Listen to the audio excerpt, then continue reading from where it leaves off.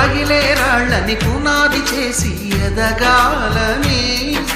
తరిమే వాళ్ళని హితులుగా తలచి ముందుకెళ్ళాలని,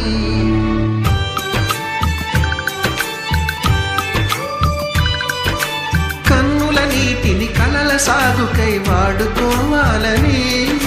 కాచే నిప్పుని ప్రమిదగా మలచి కాంతి పంచాలని, గుండెతో ధైర్యం చెప్పెను, చూపుతో మార్గం చెప్పెను, అడుగుతో గమ్యం చెప్పెను, నేనున్నానని నీకేం కాదని, నిన్నటి రాతని మార్చేస్తానని.